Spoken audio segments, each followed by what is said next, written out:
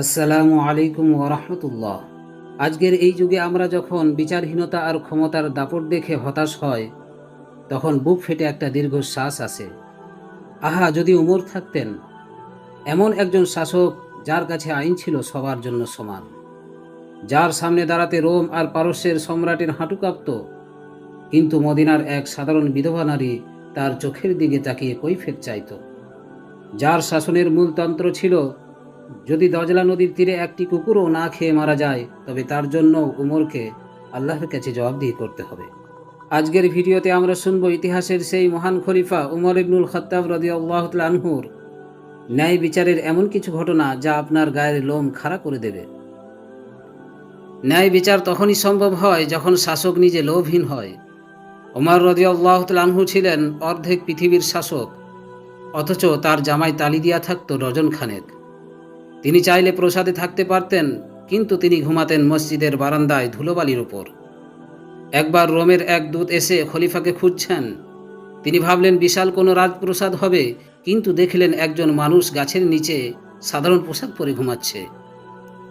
দূত অবাক হয়ে বললেন, হে উমর, আপনি ন্যায় বিচার করছেন তাই আপনি এত নিশ্চিন্তে ঘুমাচ্ছেন, আর আমাদের রাজারা জুলুম করে তাই পাহারাদার বেষ্টিত প্রসাদে তারা আতঙ্কে থাকে। এবার শুনুন সেই ঘটনা যা ইনসাফের ইতিহাসকে বদলে দিয়েছিল। মিশরের গভর্নর তখন আমর ইবনুল আস রাদিয়াল্লাহু তাআলা আনহু। তাঁর ছেলে এক প্রতিযোগিতায় এক সাধারণ কিবতী মিশরীয় বংশোদ্ভূত যুবকের কাছে হেরে যান। রাগে ক্ষোভে গভর্নরের ছেলে সেই যুবককে চর মেরে বসেন এবং দম্ভ করে বলেন, আমি সম্মানী ব্যক্তির সন্তান, আমার সাথে জেতার সাহস করিস কি করে? সেই অসহায় যুবক বিচার চাইতে মদিনায় উমরের দরবারে হাজির হলেন। উমর রাদিয়াল্লাহু তাআলা আনহু গভর্নর এবং তার ছেলেকে মদিনায় তলব করলেন। 1000 মাইল দূর থেকে তারা এলেন।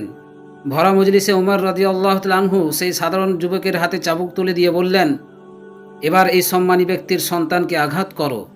যুবকটি চাবুক মারলেন। এরপর উমর রাদিয়াল্লাহু তাআলা আনহু যা বললেন ইতিহাসের পাতায় স্বর্ণাক্ষরে লেখা থাকবে।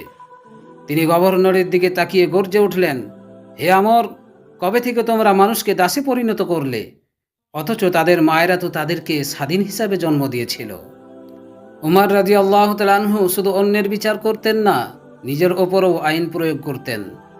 একবার যুদ্ধের গনিমত হিসাবে সবার ভাগে একটি করে চাদর পড়ল। উমর রাদিয়াল্লাহু তাআলা আনহু লম্বা মানুষ ছিলেন, এক চাদরে তার জামা হওয়ার কথা না। জুম্মার খুতবায় যখন তিনি দাঁড়ালেন, দেখা গেল তার গায়ে নতুন জামা। এক সাধারণ সাহাবী দাঁড়িয়ে গেলেন, বললেন, হে উমর, আপনার কথা শুনব না, মানব না। আপনি আমাদের একটা করে চাদর দিয়েছেন, কিন্তু আপনার গায়ে নতুন জামা হলো কিভাবে? ওমর রাদিয়াল্লাহু তাআলা আনহু রাগ করলেন না, তিনি শান্তভাবে তার ছেলেকে ডাকলেন। আব্দুল্লাহ রাদিয়াল্লাহু তাআলা আনহু দাঁড়িয়ে বললেন, আমার বাবা লম্বা মানুষ, তাই আমি আমার চাদরটি বাবাকে দিয়েছি, যেন তিনি একটি পূর্ণ জামা বানাতে পারেন। সেই সাহাবী তখন কেঁদে ফেললেন এবং বললেন, এখন আপনি খুতবা দিন, আমরা শুনব এবং মানব। এটাই ছিল উমরের ইনসাফ।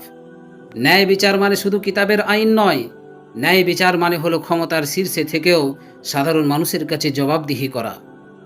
উমর রাদিয়াল্লাহু তাআলা আনহু প্রমাণ করে গেছেন, শাসক যদি সৎ হয় তবে বাঘ আর ছাগলে একই ঘাটে জল খায়। আজকের দুনিয়ায় আমাদের অভাব হলো সেই উমরের ইনসাফ। আমাদের নেতারা কি পারবেন উমরের মতো বলতে, যদি আমি ভুল করি তবে তলোয়ার দিয়ে আমাকে সোজা করে দিও? ভিডিওটি যদি আপনাদের ভালো লাগে এবং আপনিও যদি ওমরের মতো ন্যায় বিচারক সমাজ চান, তবে শেয়ার করুন সবার সাথে। আপনার মনে উমর রাদিয়াল্লাহু তাআলা আনহুর কোন গুণটি সবচেয়ে বেশি দাগ কাটে কমেন্টে আমাদের জানান। আল্লাহ আমাদেরকেও ওমরের আদর্শে চলার তৌফিক দান করুন, আমিন।